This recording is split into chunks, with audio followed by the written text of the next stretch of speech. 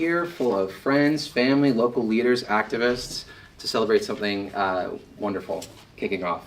At this point, I would like to give it up for our wonderful local trustee, Dr. Stacy Barker, to give our pledge.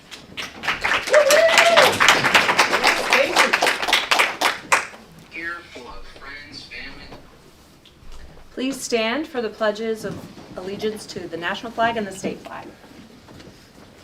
I pledge allegiance to the flag of the United States of America and to the republic for which it stands, one nation, under God, indivisible, with liberty and justice for all. Honor the Texas flag. I pledge allegiance to thee, Texas, one state, under God, one and indivisible.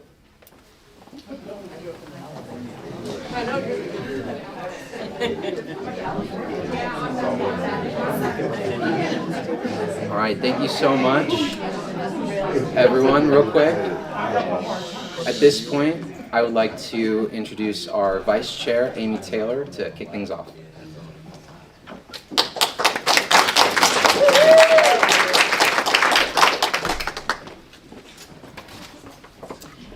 Good afternoon. Leadership is about inspiring people, building movements, and changing lives. And today I'm honored to tell you about someone who exemplifies all of these qualities, Delia Parker-Mims. Delia is a Texan through and through. Born in El Paso, she moved to North Texas to earn her bachelor's and law degrees at SMU. Today, she's a practicing attorney with a passion for advocating for children. I first met Delia in 2018 when she announced her run for the Denton County Commissioner. At the time, I was ready to take a step back from politics. The local party was in disarray. Even though we were primarily a social club, there was more stress amongst Democrats than unity. And we hadn't had a Denton County Commissioner in 40 plus years, a Democrat. But when I heard Delia speak, I threw my plans to quit out the window. Her vision, pragmatism, and passion reignited my commitment. And I've been by her side ever since. I want to tell you a story that embodies exactly why Delia is the kind of leader we need in the state of Texas right now. When Delia ran for county commissioner, she faced a really uphill battle against a well-established and, dare I say it, well-liked Republican opponent. To make matters worse, the commissioners decided to redraw the districts right before the 2020 census. A move designed to make Delia's race even harder. Every one of our county commissioners was Republican. Many of us, me included, thought the redistricting battle made this hopeless. But not Delia. She assembled a team, including local attorney Will Fisher, and launched a fight to stop the redistricting. Through meetings, media outreach, and sheer determination, they succeeded in halting the Republican plan. The fight showed her resilience and her belief that every voter deserves a fair shot at representation. And it shows that she doesn't give up when the odds are against us. She knows that the work matters, and we can't win the war if we don't join those smaller battles. And that is what we need in the state party of Texas chair. Though she didn't win that commissioner race, her impact was undeniable. She energized unlikely voters in a way we had not seen in Denton County and put a spotlight on local issues and built the foundation for future Democratic wins in Denton County. As chair of the Denton County Democratic Party since 2021, Delia has transformed our party. Under her leadership, we've strengthened our voter outreach, protected school boards and city councils, and built a pipeline of future leaders who share our values. We've worked as one team. She set our compass for precinct chairs, volunteers, and candidates to focus on turning out less likely voters. That's the way we win. the social has to take a second step behind voter contact. She reminded us of the importance of our fight for everyday Texans. She said that even though races, some of them right now are unwinnable, that we have a responsibility to share our message, to connect with voters, and to give them real options. Her one-team approach has worked. In 2022 and 2024, Denton County has been a star in the state of Texas at increasing Democratic turnout, even when the rest of the state and the rest of the nation have seen decreases. Delia is more than a leader. She's a unifier and a visionary. She listens, collaborates, and inspires everyone around her to bring their best to the table. She doesn't tolerate bickering. She reminds us that our work isn't about us. It's about the voters and building a better future. One team. At a time when so much uncertainty is before us, we need a powerhouse at the helm of our state party. Delia is that powerhouse. They say that leading Democrats is like herding goats. And if that's true, there is no better goat herder than Delia Parker-Mims. Delia's vision, tenacity, makes her the leader to help us build a stronger Texas by leading the Texas Democratic Party at this pivotal time. She knows our fight is for the soul of Texas and the soul of our country. And she knows there's no way to win this fight without being one team, strategically unified by a shared vision. I'm going to introduce her son, Morris Mims, who will introduce Delia. Welcome, Morris.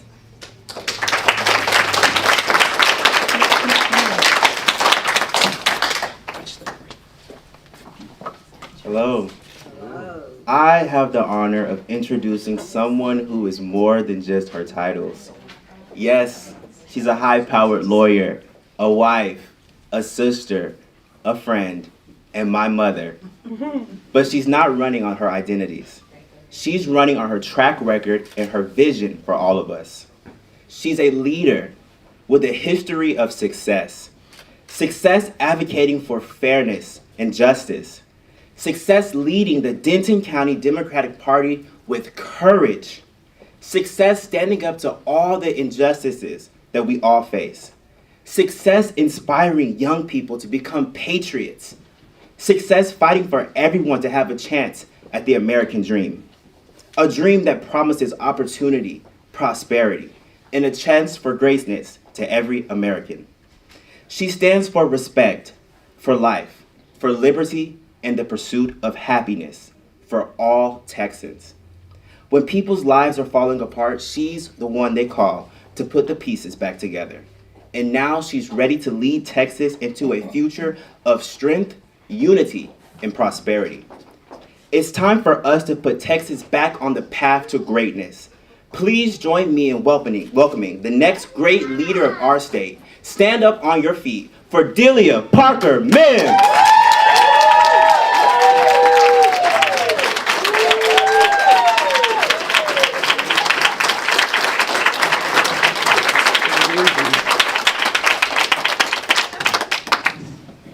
Thank y'all for coming. But we're here for a serious matter, and to be quite honest with you, I was devastated when Trump won. Devastated. I was devastated that we lost Democratic voters. I was devastated that we lost the Valley. I am devastated that Texas does not care at all about women dying in hospitals because they're being refused work. I almost can't breathe, and you can see my affectation. It's the truth. Can't hear you, Delia. Move your microphone. Thank you. Can you hear me now? Yeah. And I know, like some of you, I thought about I could just go curl up in a corner and just try to ignore the next 4 years, or try to make common sense of it and just stay out of it. But here's the truth. I can't do that. For me, I have to fight. And I'm running to be the next chair of the Texas State Democratic Party. So that we can lead the fight to reclaim Texas. Now, there's no way to make sense of anything. There's no viable solution other than winning. Winning is the only option. And I know that we can win. I've been here, I am old enough, believe it or not, to remember when we did win. And I'm old enough to remember when we won in Texas and when we won in Denton County. We can win, but in order to do that, we've got to get back to the issues that matter. And I think the reason we've been losing is because we've lost sight of the kitchen table issues that Americans are interested in. We as Democrats tend to overthink everything. And if we overanalyze the election, as we tend to do, and miss the point and just say, oh, it's misogyny, then we've missed the lesson. It has now, and it has always been, about kitchen table issues and economic equity and achieving the American dream. It has always been about that. Now, the interesting thing is this week is Dr. Martin Luther King's birthday, and we're going to celebrate Dr. King. And I thought that was interesting because he actually has provided a map for us as Democrats to follow. Bear with me for a minute. I know I'm a lawyer, but all this will make sense. First, he defined what the problem was. Now, 56 years ago, Dr. King said this, and I quote, "As long as the powerful can convince working class whites that blacks and browns, and now we can say immigrants, are the problem, the people will not focus on the 1%. They will not combine forces to change an inequitable system," and I'm reading, I didn't write these words. "This change won't occur by scapegoating any particular race or religion or immigrant status," we can insert that. "It will not occur by attempting to undermine or destroy our democracy. It can and it will occur if we strive to achieve our American ideals and values for and with all Americans." Now in 2025, these are the same issues that Dr. King highlighted, the 1%. He brought that up then, and he dreamt of a coalition, and this is the solution he gave us. He dreamt of a coalition called a coalition of conscience. You can look it up. He dreamt of a coalition where various people from backgrounds, demographics, and perspectives, united by their shared values, values that share a vision of a more economically equitable America. Doesn't that sound a lot like the Democratic Party? Diverseness. We are a coalition of Americans. Now, how important was it when he changed his appeal? How important do you think it is for us as Democrats to appeal to fight for the American dream? Think about this. When Dr. King changed his message from race to economic injustice, he was murdered. The Civil Rights Act had already been signed. He was broadening his appeal to encompass all Americans, and that includes all Americans except the 1%, which he defined in 1968. We've been dealing with the 1% forever. And he told us we needed a coalition of conscience fighting for shared values. Now, 56 years later, we have not settled that fight. And when he was broadening his appeal to encompass all Americans, that included everyone, and it wasn't based on identity. The coalition of conscience for Dr. King is no different than the Democratic Party. We are a coalition of shared values. We as Democrats believe who you love is your business, right?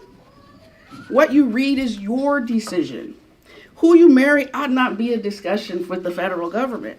And of course, every human being ought to have the right, at the very least, to decide what happens to their own body. We share those common values. The problem we have is that we are not fighting for shared values. We fight each other to make our individual identities and that single individual issue the main issue during elections.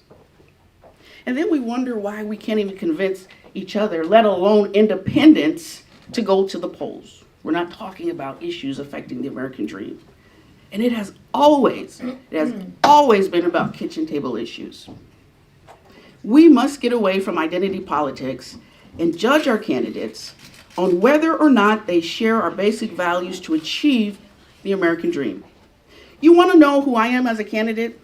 I share your right to make decisions for yourself and your family, not the government. I'm the lawyer who will answer the phone in a calm and respectful manner if you are a same-sex couple who wants to come to adopt. I'm the one who understands that everyone deserves the right to be treated respectfully by their lawyers and not have someone hang up the phone on you or insult you with their beliefs or refuse your business. I'm the lawyer who will fight to kick down those doors of oppression so that we all can have access to the system. You want to know what I think about immigrants?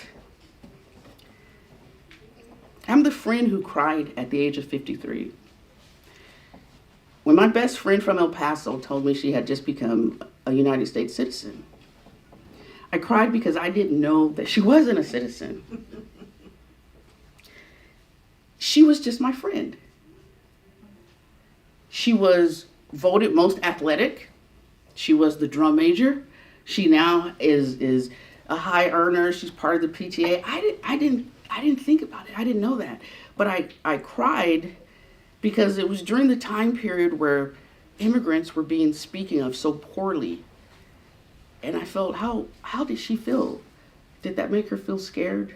How bad did that make her feel during that time period? That's the values that I share.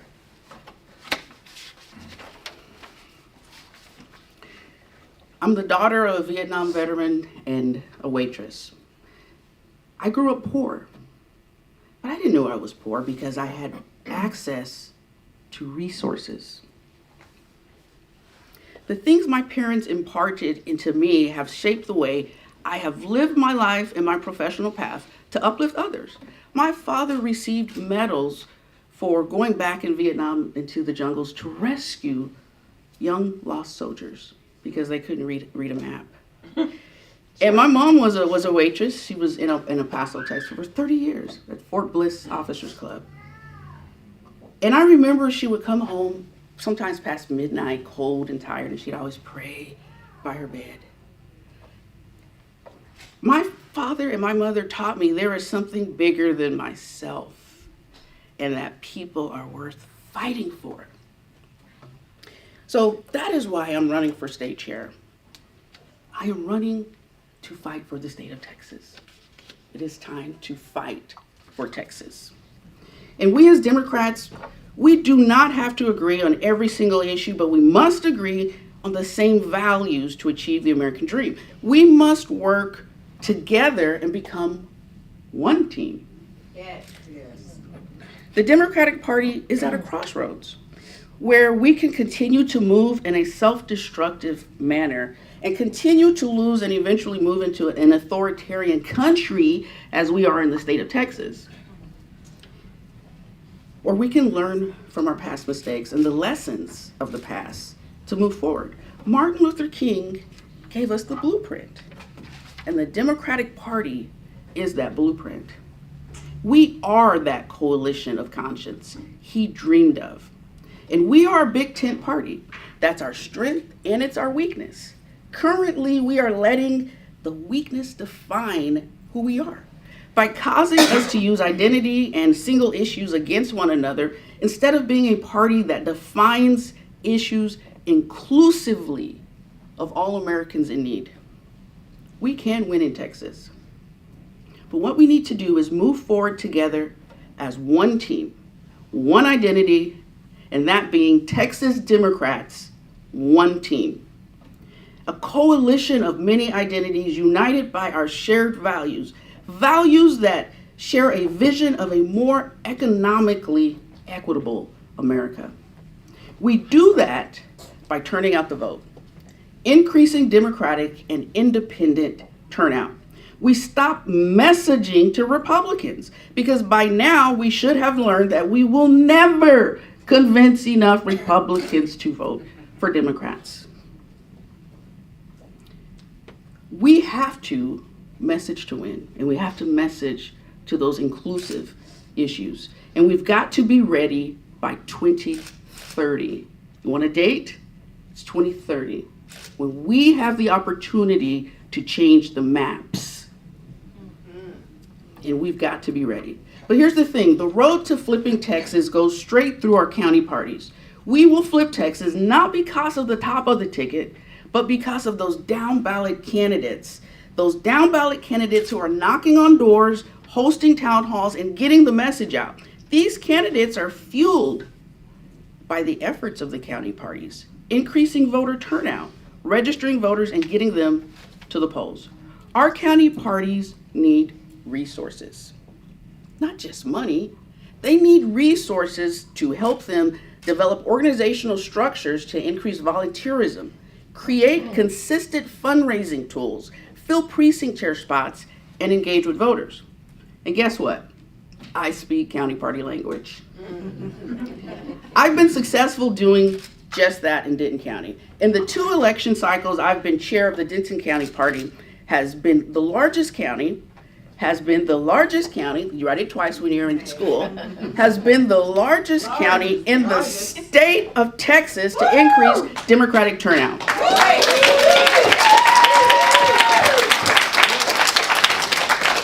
We have bunked that trend, where the trend which is Democratic decreasing votes.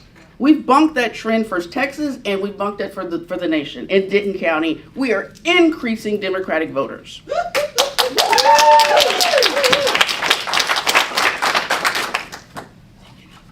We've increased funding, we've increased volunteerism, we've increased precinct chairs, we've increased in our engagement. And we've accomplished these things by acting as one team, not as progressives, not as liberals, not as individual identities, but as one team of Democrats working toward a common goal, getting Democrats to the polls. We operated under the belief that once you get past that primary and you wear that badge, Democrat, then it is our responsibility to do what we can to get Democratic voters to the polls. Now, I spoke earlier about my mother who taught me the importance of remembering that it's bigger than you, and how she prayed every night in her bed, no matter how tired she was.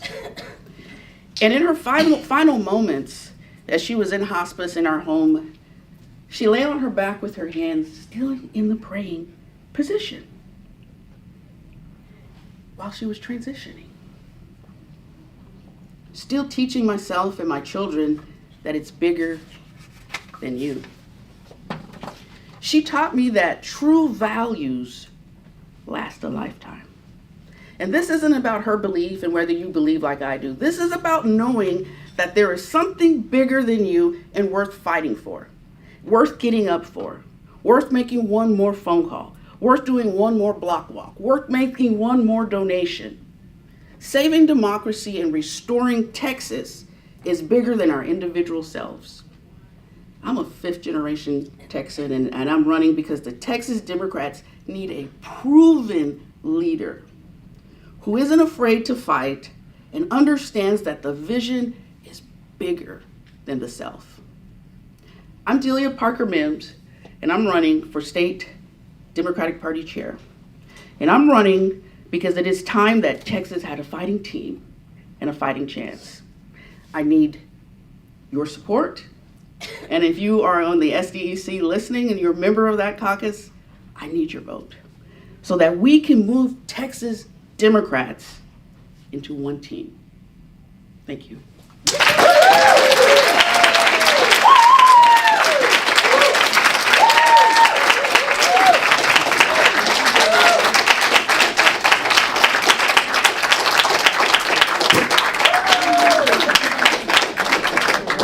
All right, please come and join something. Yes, everyone, real quick. We only have a short period of time to build this coalition. So if you haven't already, please go to votedelia.org, which will take you to votedeliaparkermims.com.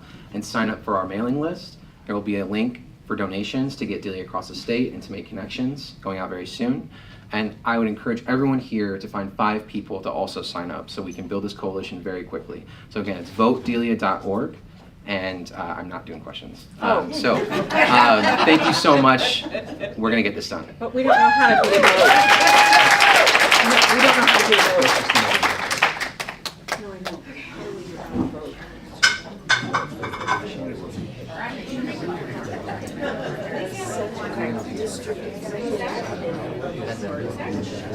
Okay.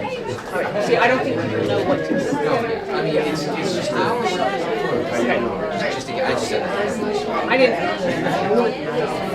I just wanted to know what to do.